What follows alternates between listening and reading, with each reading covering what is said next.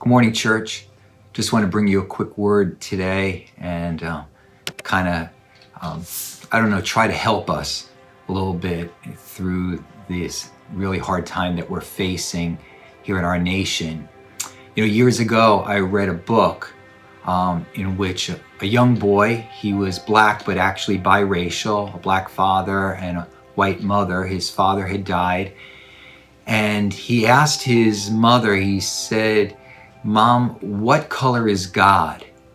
And her answer was simply this: God is the color of water.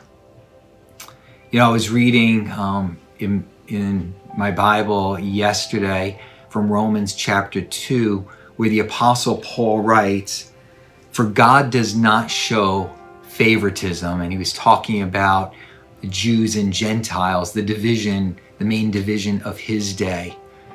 And I thought to myself how so many of the scriptures that speak of that division can be applied to what we face in our nation, the racial divisions and ethnic divisions and socioeconomic divisions.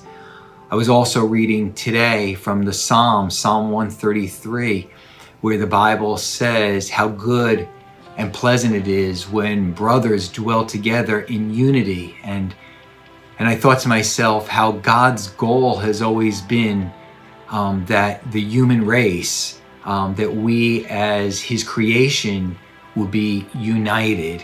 And yet we know we face so much division in our nation, and here, even in the midst of this pandemic that we are still reeling from and trying to rebound from, we're facing the unjust killing of George Floyd. And so the racial divisions have been highlighted for us once again. And we know the devil is having a heyday.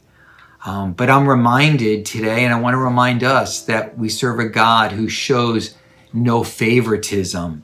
And he sees all people as the same. He treats everyone with the same love, and he offers to all the same gift of salvation. And at the foot of the cross and the foot of the throne, right? It's level ground. We are all the same. And I believe that as followers of Jesus, we need to have God's heart within us. The Apostle James, he warns the church that we ought not show favoritism. There ought not be any divisions among us, nor within our way of thinking.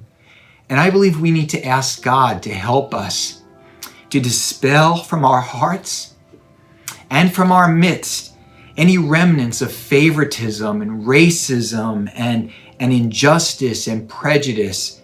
And we as God's people, we need to be people who will do what is right, especially when we find our world in such a upheaval. And so I want to challenge us today. Let's be careful how we talk. Let's be careful what we post. Let's be careful how we treat those around us. It ought never be us and them. And let's not be afraid to speak out on behalf of injustice. We serve a God whose heart it is that justice would flow through our world, through our nation, like a never-failing stream, the prophet wrote. Let's promote peace and do good in the name of Christ. Most of all, let's be people who will intercede and pray and then model for our world what true unity really looks like. I want to invite you to be back with us tonight at 7:15 on our YouTube channel for our Wednesday night life-changing prayer service. We're going to be praying about these things. Sunday, our brother evangelist Jermel Mayo, will be with us for our 10 a.m. service. You don't want to miss it. And again, so let me just encourage us to pray and to be people who will model God's heart, a heart that so loved the whole world, all people, that he would give his one and only Son. God bless you and have a great day.